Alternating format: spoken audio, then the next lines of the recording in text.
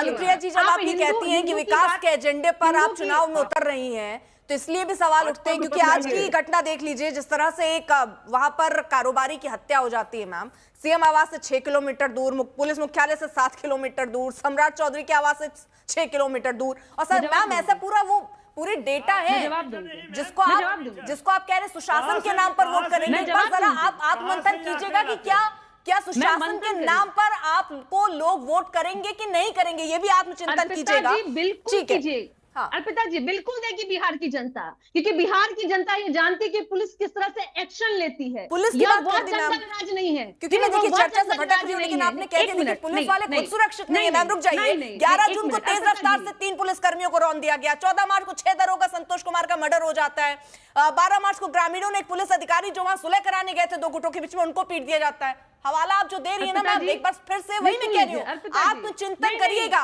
कि क्या ये मुद्दे होने चाहिए चुनाव में, आपके लिए हैं क्या, और इसी मुद्दे पर आपको जनता वोट देगी क्या। चलिए मैं चर्चा में वापस लौटती हूँ, आप अलग उस मुद्दे पे चली गई, इसलिए मैंने उसको जिक्र कर दिया। मैं चलिए अजय उपाध्याय जी, ठीक है मैम, मैं बाकी मेहमानों के पास नहीं जा पाई हूँ, आ रही हूँ, समझ गई मैम, मैं इसीलिए कह रही हूँ आत्मचिंतन कर लीजिए एक बार। अजय उपाध्याय जी। अर्पिता जी, बड़ा अच्छा आज का ये डिबेट आपका है, और वाकई जो आपका 5वां प्रश्न है उस प्रश्न को मैं सलाम करता हूं, सैल्यूट करता हूं कि क्या बिहार आने वाले समय में ये धार्मिक ध्रुवीकरण की राजनीति पे चलेगा या बिहार में जो है विकास की राजनीति चलेगी। जिस तरह से अभी अजय, आलोक और अनुप्रिया जी ने आपस में ही द्वंद्व पैदा किया, इन दोनों में ही आपस में क्या स्थिति है सबने देख लिया। एक दिखावे का विकास का बॉर्डर ला रहे हैं, दूसरा सिर्फ ध्रुवीकरण की राजनीति लाना चाहते हैं, जबकि सच्चाई यह है कि बिहार जो है जिस तरह पलायन से परेशान है, जिस तरह वहां रोजगार नहीं है, नौजवान दर दर भटक रहा है, महंगाई तो पूरा देश ही देख रहा है। मोदी जी जाते हैं, लंबी लंबी वहां घोषणाएं करके आ जाते हैं, ये घोषणाओं पर कोई अमल नहीं है। हत्या और अपहरण और डकैती के मामले में बिहार जो है अब सर्वश्रेष्ठ देश में उसको पुरस्कार देगा डबल इंजन की सरकार। 5वां एनसीआरबी का डाटा है कि 5वां भारत में सबसे बड़ा ऐसा प्रदेश हो गया जहां हत्याएं और महिला का जो है बलात्कार के मामले में उच्च श्रेणी में आ रहा है। 26,000 बीच में नहीं अजय आलोक जी, ये भी देखिए बीच में अजय आलोक जी एनसीआरबी का डेटा ये नहीं कहता, दूसरे नंबर पर है। ठीक है, हाँ ठीक है, दूसरे नंबर पर है सर।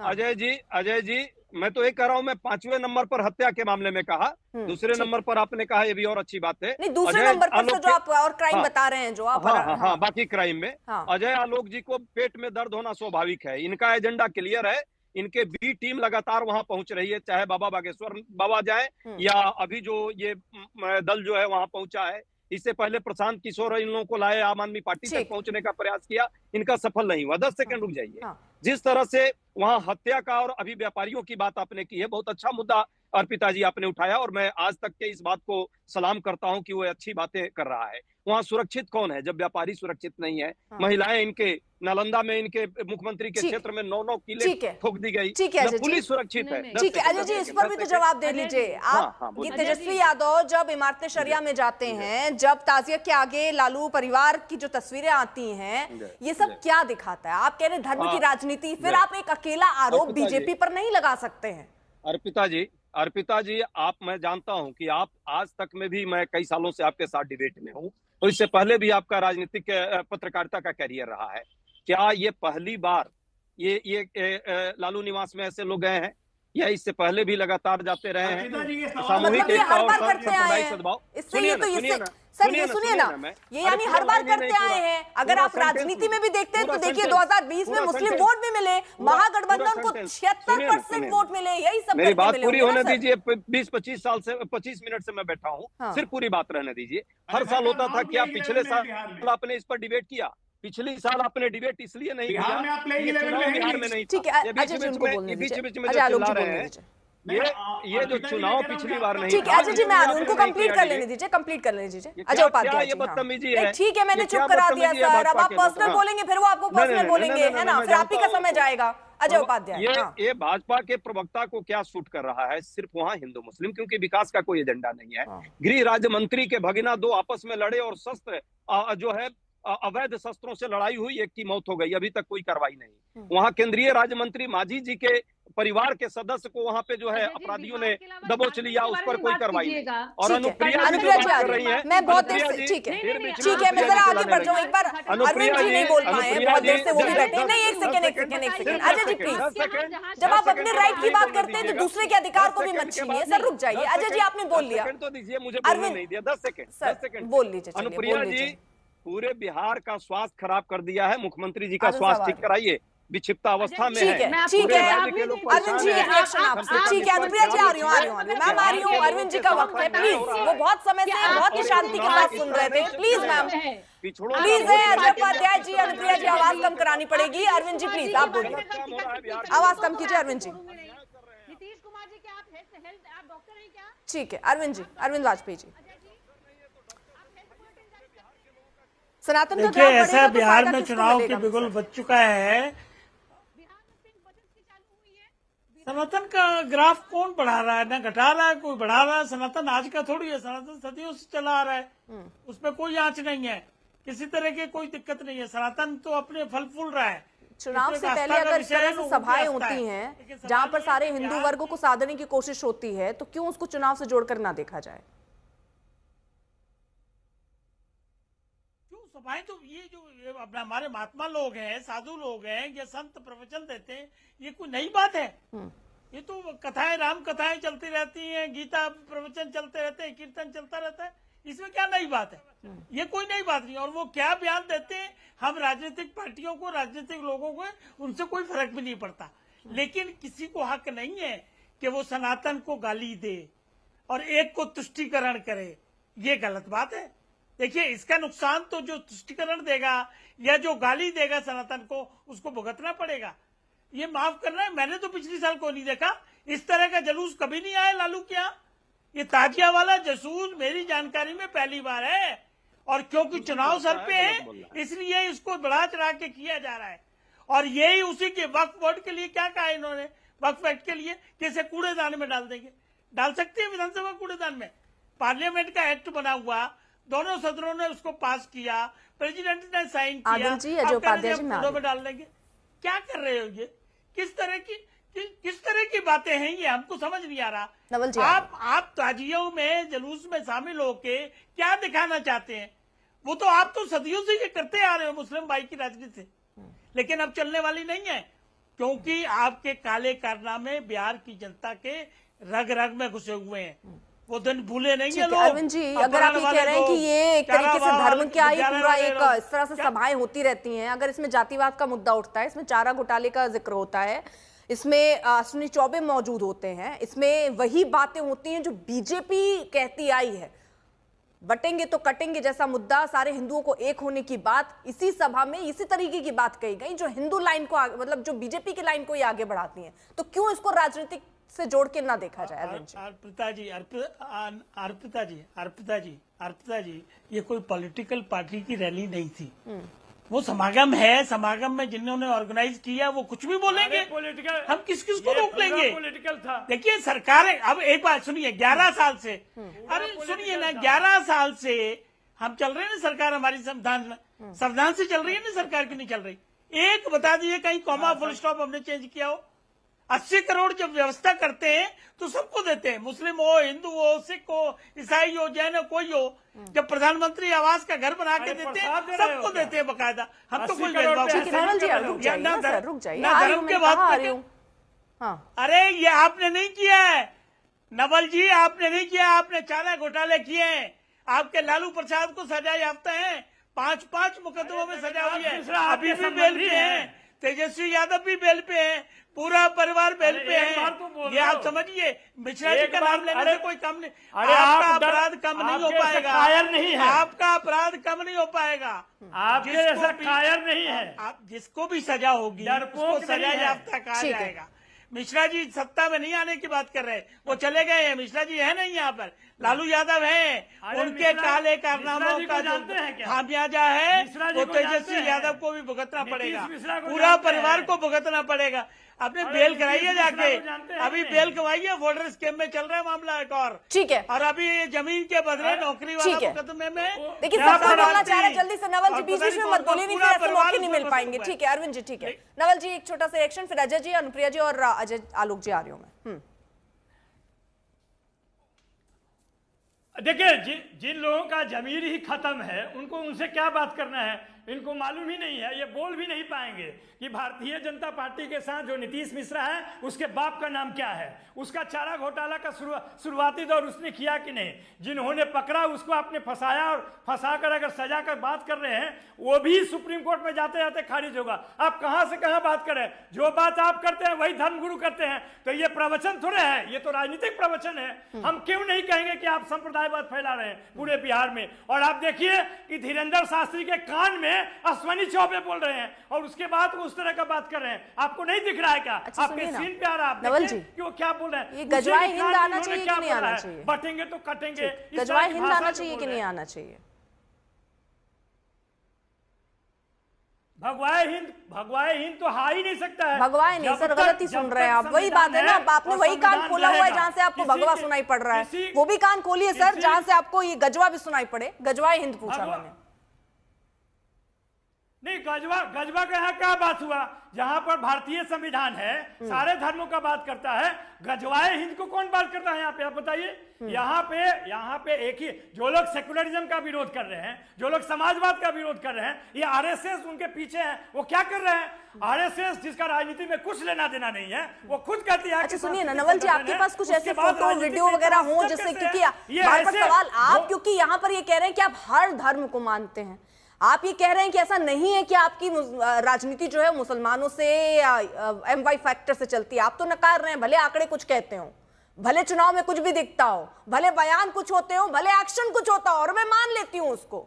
अब मुझे आप वो तस्वीर भी दिखाइए जब दुर्गा पूजा में आप लालू परिवार का कोई सदस्य गया हो या वहां पर वो लोग भी पहुंचे हो, यानी आप जो कह रहे हैं ना हर धर्म, तो मुझे अरे तो वो फोटो वीडियो सर आप निकाल लीजिए, मंगवा लीजिए, चाहे तो आप दिखा दीजिए। जो अभी आरोप लग रहे थे उस जवाब को आप बागल से निकल गए, इसलिए मैं चाह रही हूँ आप निकाल लीजिए, मैं दोबारा ठीक मैं आ रही हूँ सर, आप निकाल लीजिए, एक बार टीवी पे दिखा दीजिएगा, सबको दिख जाएगा कि आरजेडी पार्टी सबके धर्म की बात करती है, केवल मुसलमानों की बात नहीं करती, सबको दिख जाएगा। क्या है पहले ये बताइए, सबको दिख जाएगा नवल जी। फोटो और वीडियो लाना आपका काम है। अच्छा ये काम भी मैं ही करूँ, हम तो हर जगह जाते हैं। अच्छा हम तो हर जगह जाते हैं, हमारे नेता हर जगह जाते हैं। नहीं वो मिली नहीं ना सर, वो मिली नहीं हमें सर, वो हमें मिली नहीं, इसलिए हम चाहते हैं कि आप पार्टी के प्रवक्ता आए हैं, आप ये कह रहे हैं कि हर धर्म की बात करते हैं, तो वो दिखा दीजिए कि आप हर धर्म की बात करते हैं। लेकर आते हैं ना नेता लोग, जैसे देखिए अजय जी डेटा लेकर आए, बहुत सारे लोग फोटो लेकर आते हैं, मैं आपको एक अपॉर्चुनिटी दे रही हूँ, आप यहाँ पर साबित कर दीजिए, क्या दिक्कत है सर? कोई दिक्कत ही नहीं नवल जी, आराम से आप ढूंढ लीजिए, मैं समय देती हूँ, बाकी मैं मानू के पास चली जाती हूँ, ठीक है।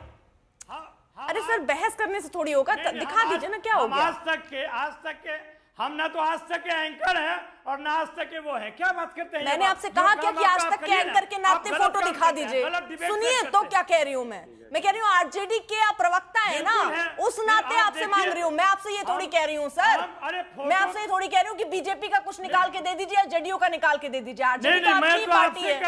चलिए सर ठीक है, आपसे कह रहा हूं, नहीं होगा सर, ठीक है नवल जी, ठीक है समझ गई, मैं समझ गई सर, मैं आपको मौका दूंगी, दोबारा आऊंगी, आप निकाल लीजिए, अगर हो तो दिखा दीजिएगा, नहीं होगा तो कोई बात नहीं सर, ठीक है। अजय आलोक जी, फिर आदिल साहब आ रही हूँ मैं, ठीक है अजय आलोक जी, उसके बाद अजय उपाध्याय जी, मैं आ रही हूँ, आप बोलना चाह रहे हैं बहुत देर से, आ रही हूँ। मैं बस तीन बातें बोलूंगा। सबसे पहले आपका सवाल कांग्रेस से गलत अर्पिता जी, क्योंकि जो पार्टी राहुल गांधी खुलेआम कह चुके हैं कि कांग्रेस मुसलमानों की पार्टी है, राहुल गांधी के बाद हमने देखा कमलनाथ कह चुके हैं, बाकी लोग कह चुके हैं, जो हिंदुत्व को कोरोना धर्म, हिंदुत्व को कोरोना से भी बदतर, हिंदुत्व को खत्म हो जाना चाहिए, इनके राष्ट्रीय अध्यक्ष मल्लिकार्जुन खड़गे कह चुके हैं, मोदी आएगा तो सनातन का राज आ जाएगा, तो ये लोग को तो सनातन से एलर्जी है, तो आपका सवाल ही गलत था। ये पार्टी तो डिक्लेयर्ड है, उसके फुटस्टेप्स भी लोग फॉलो कर रहे हैं, नंबर 1। नंबर 2, जिस इमारत शरिया के मंच से ये घोषणा की गई थी, अख्तरुल इमाम इनके AIMM के अध्यक्ष हैं और सिंगल MLA हैं, उन्होंने कहा था शरीयत के लिए अपने गला कटवा देंगे, गांधी मैदान से ये शब्द निकले थे, तेजस्वी बगल में बैठे हुए थे। उसी के बाद उसको बीट करने के लिए ये सीधे संविधान को और वक्फ कानून जो पार्लियामेंट से पास किया उसको कूड़े के डैम में फेंकने लगे। तो ये लोग क्या, तो प्रेम अद्भुत है भाई, आज उस मुस्लिम तुष्टीकरण के प्रेम में इन्होंने राम भद्राचार्य को, धीरेन्द्र शास्त्री को ढोंगी या पाखंडी तक कह के हिंदू समाज पे आघात किया है। आघात किया है ना, तो आघात आपको लगेगा। ठीक है, अजय जी ठीक है। नवल किशोर जी, मुझे आपकी आवाज बंद रखनी पड़ेगी, आप तो वीडियो निकालिए ना, मैं आ रही हूं। अजय आलोक जी इतना ज्ञान दे रहे हैं। अरे भाई अजय जी, आप धर्मनिरपेक्षता को मानते हैं कि नहीं? संविधान को मानते हैं कि नहीं? आपके नेताओं ने स्पष्ट कर दिया, गृह मंत्री ने, आपके कृषि मंत्री ने स्पष्ट कर दिया धर्मनिरपेक्षता हटाना। अरे भाई प्रश्न मेरा उत्तर लीजिए ना पहले, आप धर्मनिरपेक्षता को मानते हैं या नहीं मानते हैं?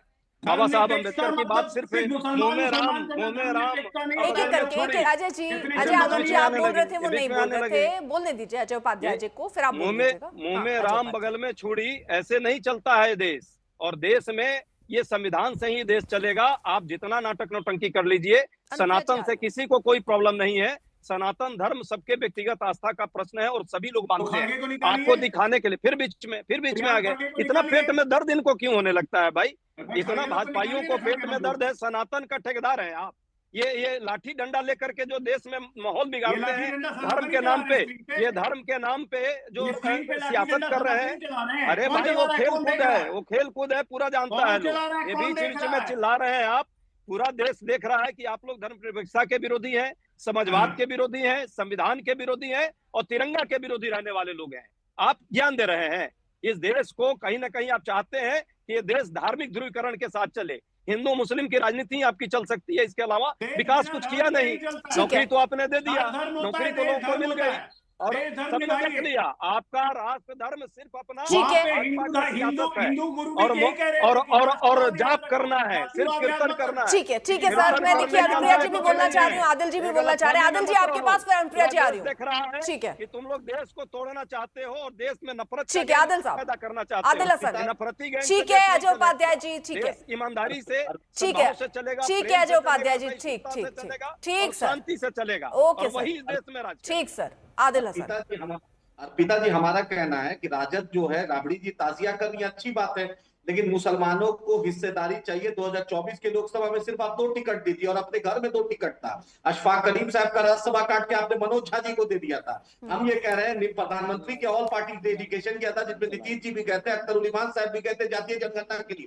वो फोटो तक ट्वीट प्रधानमंत्री कार्यालय से नहीं हुआ था। उस वक्त जातीय जनगणना का इतना विरोध कर रहे थे। और हमने कभी शरीयत कानून का नहीं हिमायत की, हमने संविधान की हिमायत की है। हमने तिरंगा को माना है, हमने RSS की तरह नहीं 52 साल तिरंगा नहीं फहराया था। और नीतीश कुमार जी ने लॉ एंड ऑर्डर के लिए माने जाते थे, लेकिन बतलाइए, खेमका साहब जैसे लोग को गांधी मैदान थाना से 500 मीटर दूरी में उनको मार दिया जाता है। बिहार में कोई कैसे उपयोग हो जाएगा? चेहरे भी फिर अलग दिखते हैं जब आपके लिए कोई फैसला आता है। जब आपके लिए कोई फैसला आता है तो आप संविधान पर सवाल उठाने लगते हैं। आप वो फैसला मानते नहीं है। अभी आप कह रहे हैं हम संविधान को मांगते हैं। जब आपके हिसाब से फैसले आते हैं तो संविधान को मान लेते हैं, कोर्ट को मान लेते हैं। एक भी स्टेटमेंट दिखा दीजिए जिसमें संविधान विरोधी बोले हैं। और अख्तर उल इमान साहब ने ये भी बोला है। भाजपा का बी टीम में लोग काम कर रहे हैं। आदिल साहब भाजपा का बी टीम का रोल। अर्पिता जी, मैं अजय उपाध्याय जी से मैं आग्रह करना चाहूंगी कि जो आजकल बिहार का डेटा लेके चल रहे हैं अपराध का, सर उसके बाद एक्शन जो लिया गया वो भी देखिए, लेके लिस्ट चलिएगा। बिहार की जनता बखूबी जानती है कि जो सांप्रदायिक दंगा था ना, वो कांग्रेस के शासनकाल में बिहार में होता था। अब बिहार में सांप्रदायिक दंगा नहीं होता है। दूसरी बात कि जिस तरह का जुमला आप करना चाह रहे हैं ना बिहार में, कि बिहार की महिलाओं के लिए आप कहते हैं कि यह माई बहन योजना हम लाएंगे। देखिए आपका ही सरकार है कर्नाटका में, वहां पे आपने माई बहन योजना को ठप कर दिया। वहां के आपके डिप्टी सीएम ने कर दिया कि ऐसा तो कोई वादा हमने किया नहीं था। फिर आप अपने बगल वाले, हम बिहार के बगल वाले राज्य में चले, ये झारखंड में आपके साथ चलने वाली जो सरकार है उसने यह कहा कि सबको देंगे। अनुप्रिया जी, यही बात है ना कि जब आप सरकार में आते हैं तो आप क्या कहते हैं कि क्राइम नहीं होगा। आप ये थोड़ी कहते हैं कि क्राइम होगा लेकिन हम एक्शन लेंगे। इस मुद्दे पर तो चुनाव लड़ा नहीं जाता। सुनिए ना, आप बार बार ये जो मुद्दा उठा रही हैं, अच्छी बात है कि आप विकास के मुद्दे पर बात कर रही हैं, लेकिन आप बार बार अगर ये कह रही हैं कि हमारे अपराध मत देखिए, क्योंकि अपराध के डेटा तो बढ़ते हुए ही दिखे हैं, घटते हुए तो दिख नहीं रहे हैं। आप कह रहे हैं अपराध पर बात मत कीजिए, लेकिन सवाल यही है कि भाई ये विकास का मुद्दा सिर्फ यहां पर जब चर्चा चल रही तभी तक है, या वो जनता के लिए भी बड़ा मुद्दा है, या हिंदू मुसलमान करके ही चुनाव जीता जाएगा, या यही बड़ा मुद्दा है, या जाति के आधार पर चुनाव लड़े जाएंगे? ये भी यहां पर एक बड़ा सवाल है।